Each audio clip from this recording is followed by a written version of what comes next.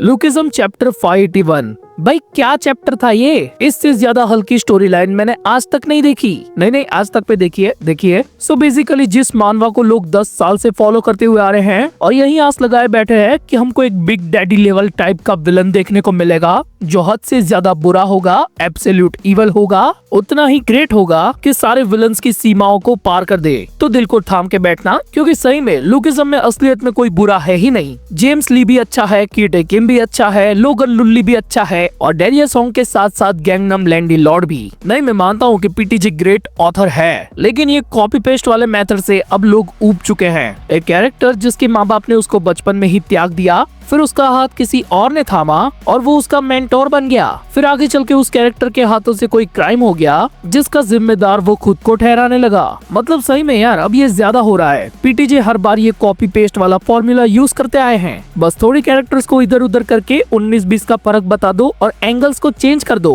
पेश है आपके सामने लुकिज्म का नया आर्क। नहीं, मुझे इस बात का बिल्कुल भी बुरा नहीं लगा है कि मेरी प्रेडिक्शन गलत साबित हुई, क्योंकि मेरे लिए ये चीज नई नहीं है। पहले भी मेरी कई सारी प्रेडिक्शंस पर ऐसे ही मुद्दा गया है, तो मैं ये डेफिनेटली मानता हूँ कि मेरी प्रेडिक्शन गलत हुई है। लेकिन पब्लिक में से 99% से भी ज्यादा लोगों ने यही उम्मीद की थी कि यू जेशियन अच्छा बंदा निकलेगा। तो हाँ, ये बहुत अच्छी बात है, वो अच्छा बंदा निकल गया। लेकिन अब ये स्टेटमेंट देने वाले लोगों को ऐसा लगता है कि हमारी प्रेडिक्शन भाई सच हो गई। So let me tell you something brother, ये किसी भी तरह की कोई प्रेडिक्शन नहीं, बल्कि एक सिंपल लॉजिक था जो काफी सारे आर्क से फॉलो होता हुआ आ रहा है। अब जिनके पास लॉजिकली सोचने की क्षमता है वो लोग समझ जाएंगे, और जिनके भेजे में भूसा भरा है वो अपने हर छेद से कमेंट्स के अंदर हगने आएंगे। यू जेशियन का ये वाला स्टोरी आर्क इम्पैक्ट क्रिएट करता है, लेकिन सिर्फ इमोशनली, बिल्कुल पैचोन के फ्रेंडली फायर की तरह कि भाई काफी अच्छा बंदा था यार, काफी अच्छा बाप था, क्यों मार दिया इसको, इतना भी बुरा नहीं था बेचारा। तो हाँ, ये रोलर कोस्टर राइड हिट करती है, ऊपर नीचे जाती है और इमोशन सीधे ट्रिगर हो जाते हैं। और ऐसे ही ऑडियंस के अंदर जो भी लोग इमोशन से भरे होंगे ना, वो यही बोलेंगे, भाई यू जेशियन बहुत अच्छा किंग है, बहुत भला मानुस है, बेचारे को अब मरवा देंगे, देखना पीटीजे ऐसा ही करने वाले।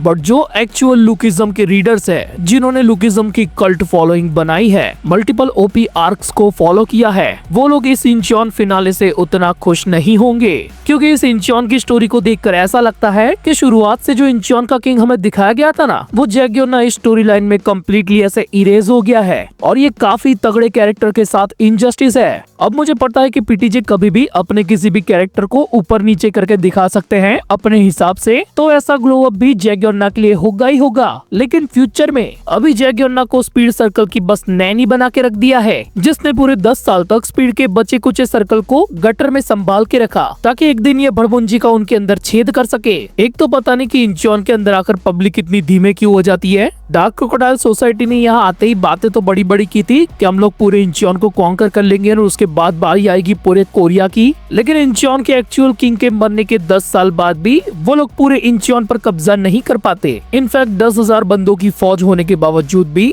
वो लोग स्पीड के बच्चे कुछ लोगों को नहीं ढूंढ पाते। हाँ, तो चलो एक बार को मान लिया कि स्पीड सर्कल कतई एकदम नीचे जाकर छुपा था कि किसी को कुछ पता ही ना चले, लेकिन फिर 10 साल तक छुपने के अलावा इन लोगों ने किया क्या।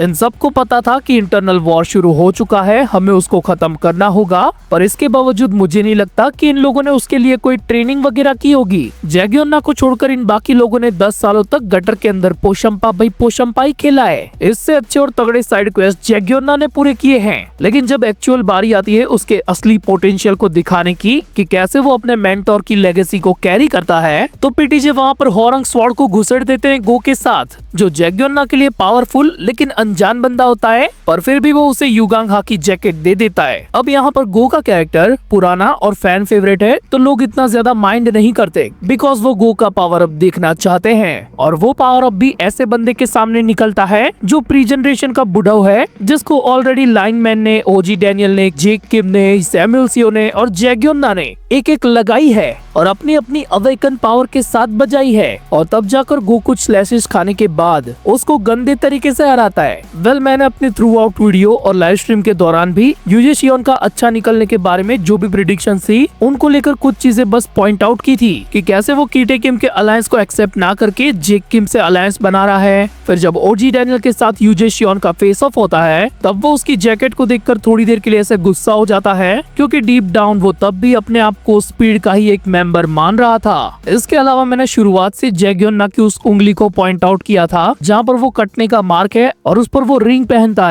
तो वो इंसिडेंट भी इस वाले चैप्टर में क्लियर हो गया। लेकिन अगेन ना इसके पीछे कोई स्टोरी लाइन थी और ना ही कोई लॉजिक। पीटीजे ने जैगयोन के कैरेक्टर के साथ कुछ ऐसा ही किया है जैसा जियान और सुनियो नोबिता के साथ नई चीज आने पर करते थे। और इन सारी चीजों को साइड पर रख के अगर चैप्टर को एनालाइज करे तो हमें पता चलता है कि युगांग हाबी काफी ज्यादा पावरफुल था और पैचियोन की वो आंख उसी ने फोड़ी थी। फिर पैचियोन का इलाज करने वाला वही डॉक्टर था जिसके सामने ओजी डैनियल का पाथ पहली बार जागा था।